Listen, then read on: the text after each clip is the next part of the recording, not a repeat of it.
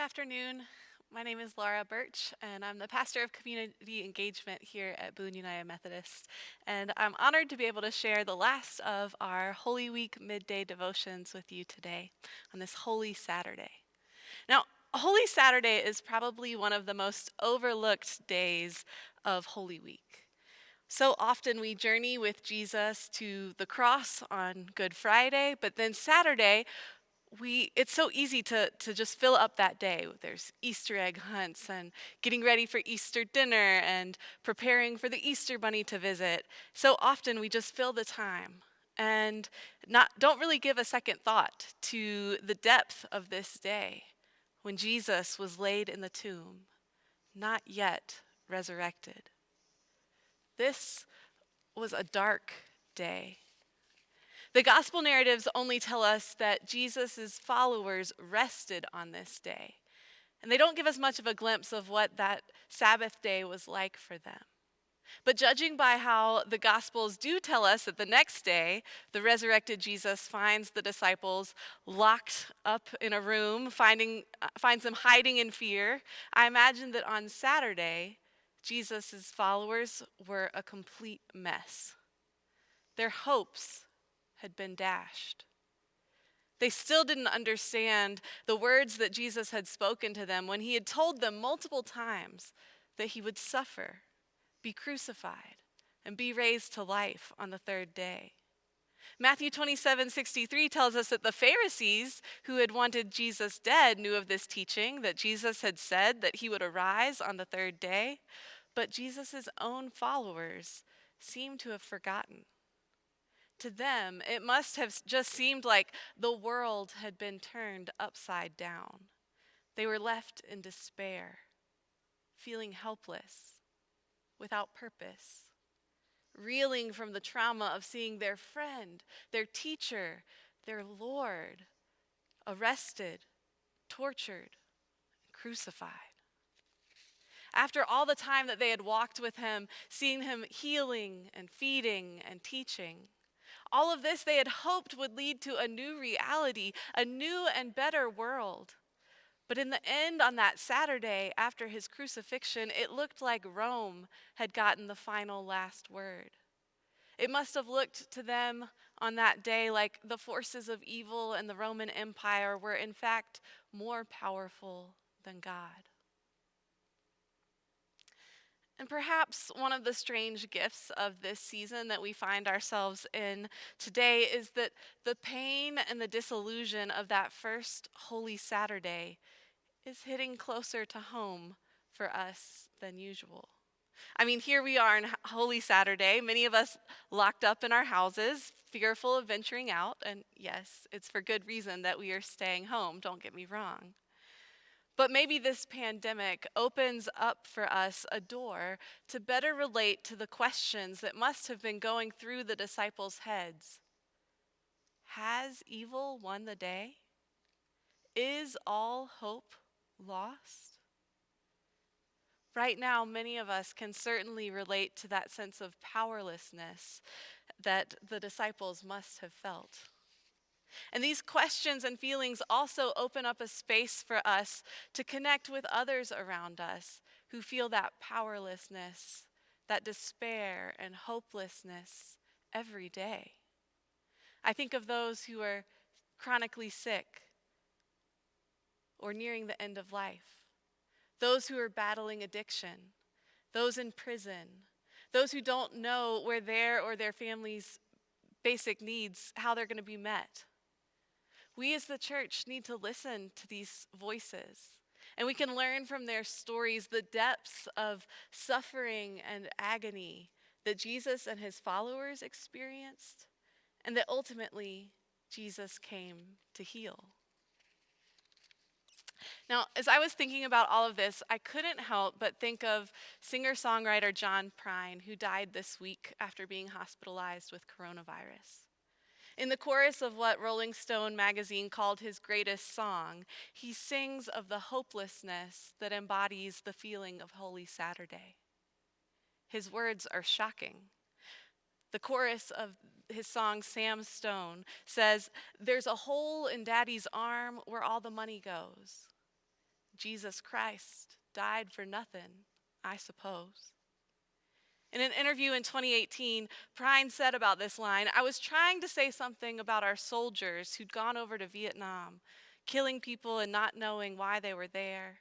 And then a lot of soldiers came home and got hooked on drugs and never could get off. I was just trying to think of something as hopeless as that. And my mind went right to Jesus Christ died for nothing, I suppose." He said, "That's pretty hopeless." And that hopelessness was the experience of that first Holy Saturday. He died for nothing, I suppose, perhaps describes what Jesus' followers thought as they saw him crucified and his body laid in the tomb.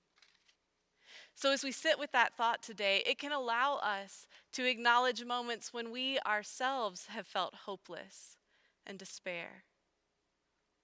It can also lead us to empathize with those who still feel that hopelessness, who don't know the good news that we're waiting for to celebrate tomorrow, or those who can't help but feel that the darkness and pain they find themselves in cannot be overcome.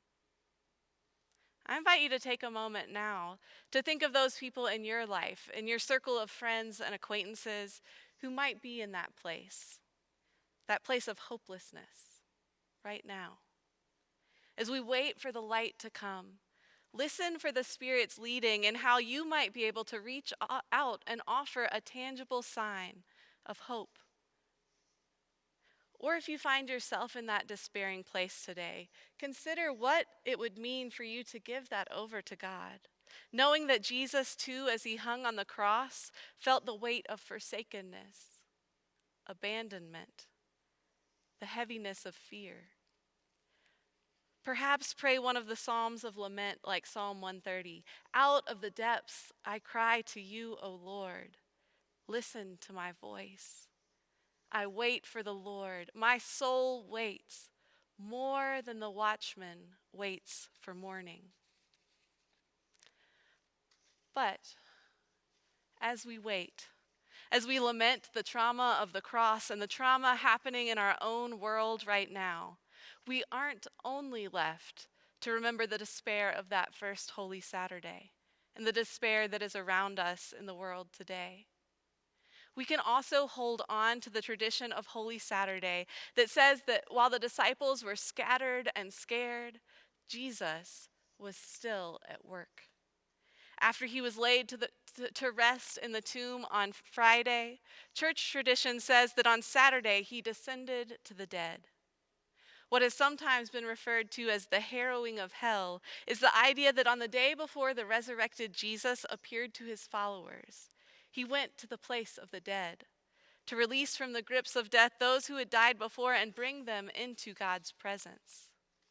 And this is also a powerful statement of what we know to be true of God and of God's embodiment as Jesus, that there is no place that God cannot reach us. Psalm 139 reminds us of this truth. In verses 7 and 8, it says, "Where could I go to get away from your spirit? Where could I go to escape your presence? If I went up to heaven, you would be there. If I went down to the grave, you would be there too."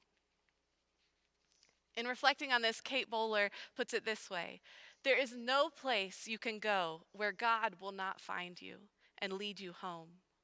All the scars that cover us, all the wounds that we have inflicted on others, all the pain that you carry don't matter in the end.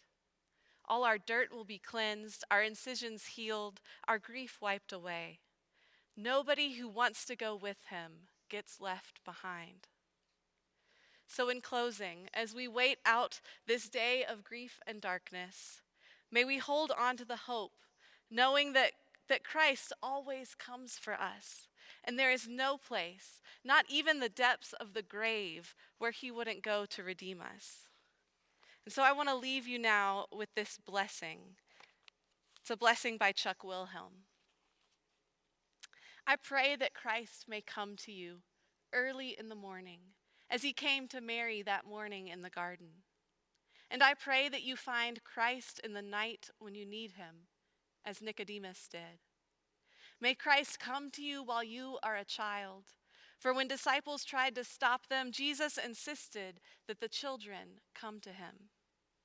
I pray that Christ may come to you when you are old, as he came to old Simeon's arms and made him cry, Lord, let now your servant depart in peace, for my eyes have seen your salvation. And may Christ come to you in your grief, as he did for Mary and Martha when they lost their brother. May Christ come to you in joy, as he did to the wedding at Cana. And may Christ visit you when you are sick, as he did for the daughter of Jairus, and for so many who could not walk or stand straight or see or hear till he came. May the Lord Jesus come and answer to your questions as he once did for a lawyer and a rich young ruler. And in your madness, may he stand before you in all his power as he stood before among the graves that day before Legion. May Christ come to you in glory upon your dying day, as he did to the thief hanging beside him that Good Friday. And though you seldom come to him, and though you often make your bed in hell as I do, may you find Christ descending there, where the apostles in their creed agreed he went, so you would know there is no place he would not come for you. Amen.